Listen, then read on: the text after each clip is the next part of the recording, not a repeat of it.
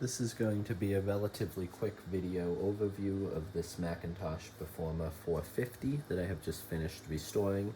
I've got quite a lot of these LC style Macs in my collection, so I'm going to be putting this one up for sale to pass it along to a new owner to have fun with it. I've completely cleaned it, lubricated the floppy drive, recapped both the power supply and the logic board, tested the hard drive, installed a new operating system. So I'm just going to go over an overview of the system to begin. This is basically the Performa variant of a Macintosh LCIII, so all the hardware specs are the same. Had a pretty short lifespan. It was released on April 12th of 1993 and then discontinued on November 1st of the same year. It's got a 25 megahertz 68030 Motorola CPU, and the motherboard has 4 megabytes of RAM soldered on, and then it has one expansion slot. On this particular machine, it's got a 16 megabyte module in there, bringing it up to 20 megs of RAM, which back in the day would have been quite a lot on this. The original hard drive would have been 120 megabytes. This has a 160 megabyte drive in it. It doesn't have a SCSI emulator drive. This drive is one of the IBM drives that seemed reliable. It's not too noisy, and honestly, on some of these old systems when I restore them, I like having the physical drive and hearing the noise of the head and the motor.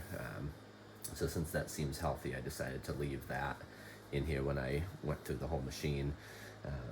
I installed a fresh version of System Software 7.5.3 and a bunch of games to give you something to get started with playing on this, and then a few basic applications: ClarisWorks, Netscape Navigator, simple text. So the hardware of this I'll zoom in on in a minute, but first I'll just show you an up close of the screen, a couple of the games that are on here, and then we'll cut a bit of that.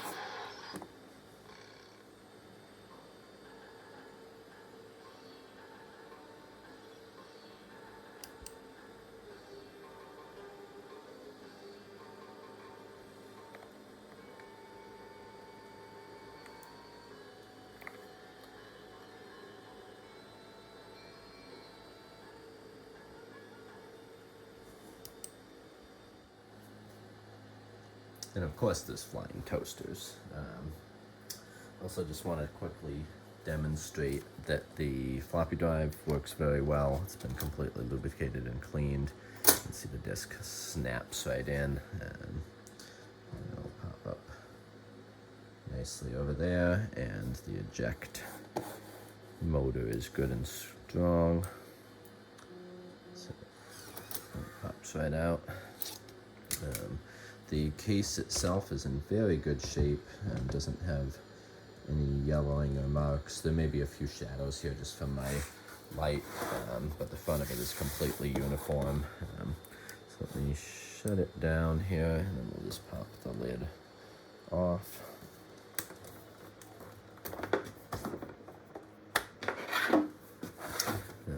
Let's quickly show you all the sides of it here. The front is in very good shape, and the writing and the Apple logo. All the ports are in good shape. There's no corrosion or rust or anything. The bottom is in good shape as well. These rubber feet are actually still here and not mushy like they get on some of these models. Let's pop the lid off. mentioned before, I completely cleaned and serviced the floppy drive, so all the dust is out of there. It's re-lubricated. It's got this Apple branded IBM OEM hard drive, 160 megabytes. Like I said, this is a little larger than the original one that would have came in this model, but it seems to run well. It's got a good charged clock battery here. One important thing to note about that is if the battery does go dead, or if you take it out so it doesn't leak in your collection, the memory control panel will turn off the 32-bit addressing option and won't use a good chunk of the additional RAM, so you'll have to turn that back on every time you boot the computer if you choose to not leave the battery in. That's the 16 megabyte RAM SIM, and then this board has been professionally recapped and cleaned with an ultrasonic cleaner. So all the old leaking electrolytic caps were removed, the board was cleaned, they were replaced with these tantalum capacitors that won't have any chance of leaking in the future. You can see there's some more over there and then one there. So overall, this is incredibly clean. The board, like I said, was cleaned in an ultrasonic cleaner. The power supply has also had its electrolytic caps replaced inside. The speaker and the sound is good and loud, so this will make a nice vintage computer for someone's collection. And definitely feel free to reach out with a message or a comment if you have any questions about this. Always happy to help people getting into the retro computing hobby. Also just point out that the tabs here are in good shape. This plastic does not feel brittle at all on any of this. So that's that, and thanks for watching.